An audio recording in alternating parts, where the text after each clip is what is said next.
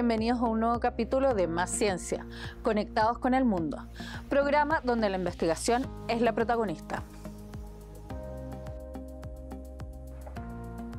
Los menores sí son afectados directamente por el coronavirus, una realidad que según el Observatorio de la Niñez no se ha visibilizado lo suficiente. El virus no solo contagia, sino que también evidencia las precarias condiciones en las que viven. Durante este periodo se han vuelto invisibles, desapareciendo de la vista del público por ser un asunto exclusivamente privado de sus padres. Para hablar sobre este tema estamos con María Luisa Rocha Vasconcelos, doctora en Sociología por la Universidad de Porto, Portugal. Actualmente trabaja en la Universidad Autónoma de Chile. Muchas gracias María Paz por la presentación y gracias por la invitación para estar con ustedes hoy día hablando del tema de la pandemia y de los efectos en el colegio y en la vida de los jóvenes y de los niños. Es lógico que las medidas de aislamiento sean más difíciles de cumplir en países con vínculos comunitarios más estrechos. El impacto sobre la vida cotidiana es mucho más disruptiva y el costo es sin duda mayor. ¿Qué ocurre a nivel escolar? ¿Cómo impactan países como Chile? Sí, de hecho la pandemia ha tenido un efecto fuerte en la vida de los niños y de los jóvenes. El colegio y las universidades son más que espacios de aprendizaje de contenidos formales, son también espacios de interacción entre adolescentes y entre los niños. Y son espacios súper importantes para la formación de sociabilidades que les van a permitir conocer otras realidades, conocer percepciones del mundo distintas. Entonces, cuando se quiebra esa posibilidad, los niños quedan mucho más aislados, obviamente, en sus casas. Por ejemplo, en Portugal, los psicólogos y los sociólogos han tenido una gran preocupación con los niños del finalistas, por ejemplo, que están en el cuarto básico o en el cuarto medio, que no van a tener una instancia de despedida de sus compañeros. Entonces se ha pedido que se haga como una pausa en este aislamiento y que se permita a los alumnos despedirse de sus compañeros que no van a ver más probablemente, porque eso tiene un impacto en la vida de los adolescentes. También es muy complicado para los alumnos de primer año, por ejemplo, de nuestra universidad, que no se conocen y tienen que trabajar juntos. Entonces están trabajando con gente que nunca han visto, que nunca de verdad han socializado. Entonces eso trae enormes desafíos para los niños, para los jóvenes y también para los colegios y para sus directivos. También otra cosa que es relevante es el hecho de que el colegio es un espacio de convivencia entre personas distintas, como había dicho anteriormente. Y cuando se quiebra eso, los alumnos quedan solamente reducidos a su universo familiar. Y eso puede todavía aumentar más la brecha, porque algunos papás son papás que ayudan en las tareas escolares, son papás que están preocupados con la vida escolar de los niños, entonces están presentes, y hay otros papás que no se preocupan tanto con el futuro académico y el presente académico de los hijos. Entonces se pueden aumentar más todavía las brechas sociales y en consecuencia académicas de los distintos niños. Durante la pandemia, los niños han sido los grandes olvidados. ¿Cómo hacerlos partícipes en las decisiones que los afectan? ¿Qué experiencias exitosas o no existen a nivel mundial? Sí, se han hecho cosas puntuales, como por ejemplo encuestas a los alumnos para saber sus dificultades, sus principales preocupaciones ante esta problemática, que es la pandemia y el cambio que trajo a sus vidas, y obviamente se han hecho también encuestas y reuniones con los apoderados, con los padres y con los profesores, porque para todos esta situación es un enorme desafío. Pero así como medidas más sistemáticas de dar voz a los alumnos y de involucrarlos de verdad en solucionar algunas problemáticas que surjan en este proceso, que es un proceso complejo. Eso no se ha hecho, pero eso no es una novedad. A lo largo de los tiempos, los alumnos son percibidos en una sociedad como la de nosotros, que es una sociedad llamada adultocéntrica, que pone al adulto en el centro. Los alumnos son percibidos no como personas, entre comillas, de verdad, o sea, personas a quienes hay que dar voz, a quienes hay que escuchar, al igual que un adulto. Entonces, quizás se pregunte su opinión, se pregunte qué piensan sobre determinado asunto, pero no se tome en serio, o tan en serio, sus percepciones como las percepciones de un adulto.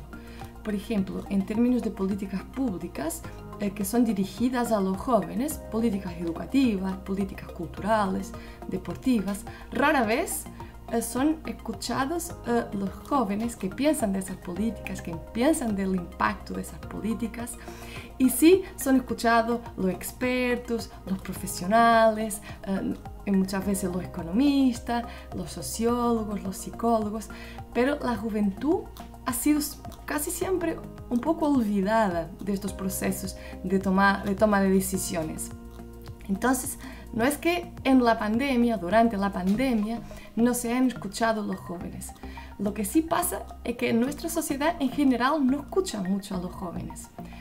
Le da voz, pero de una forma muy simplemente de consulta, una consulta pero sin efectos de decisión. Y entonces lo que trajo la pandemia en esto fue un poco la continuación de lo que pasaba antes de la pandemia con otros temas sociales, políticos, culturales, educativos que afectan a los jóvenes. Por ejemplo, si pensamos en Chile, cuando se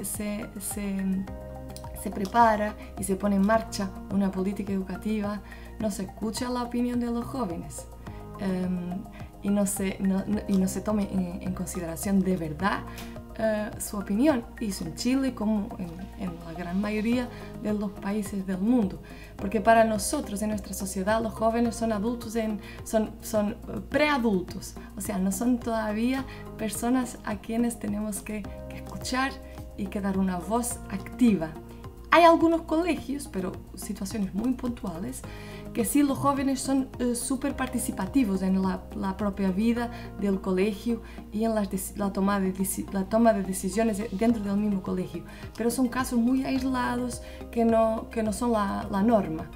Por lo tanto, la pandemia en eso no trajo nada de nuevo en un poco invisibilizar a los alumnos y preocuparse sí de los apoderados, de los profesores, de los directivos.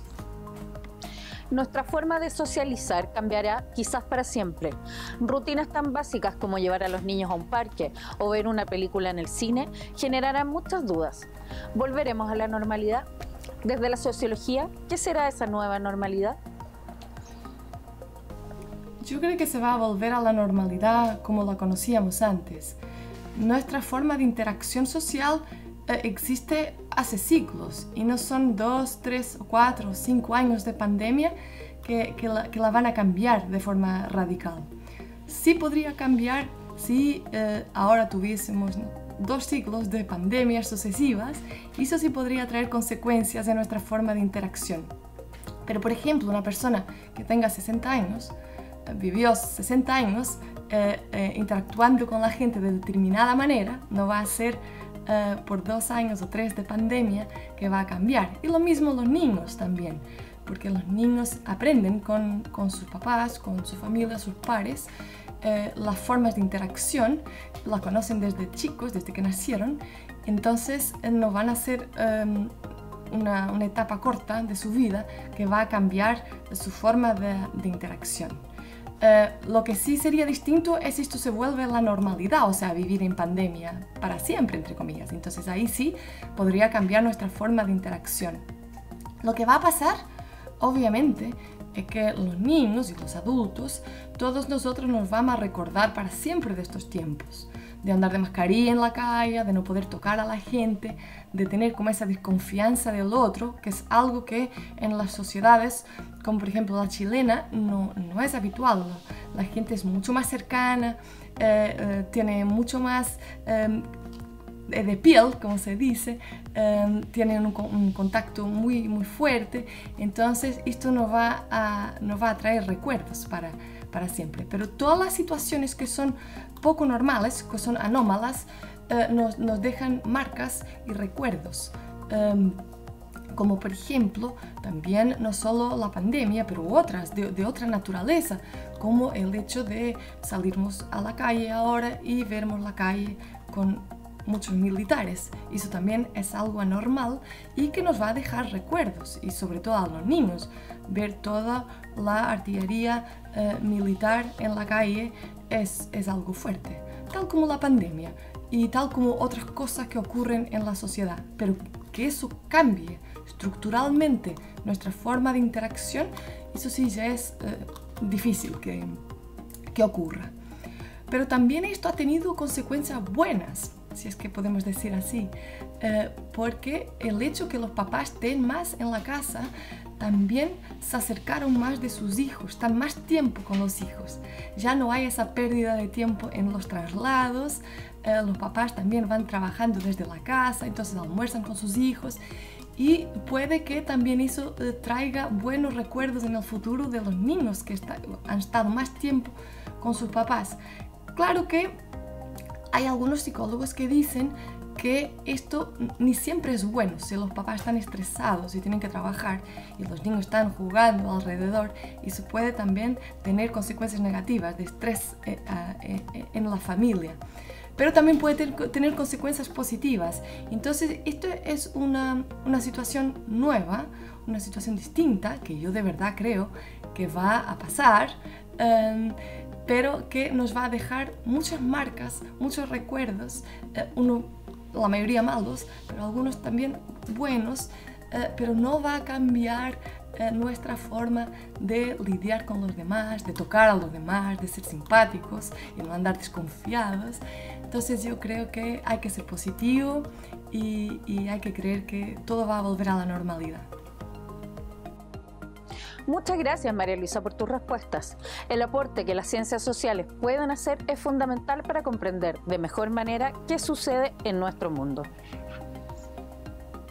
Muchas gracias por la invitación para participar en este programa y ojalá nos podamos abrazar de nuevo muy pronto.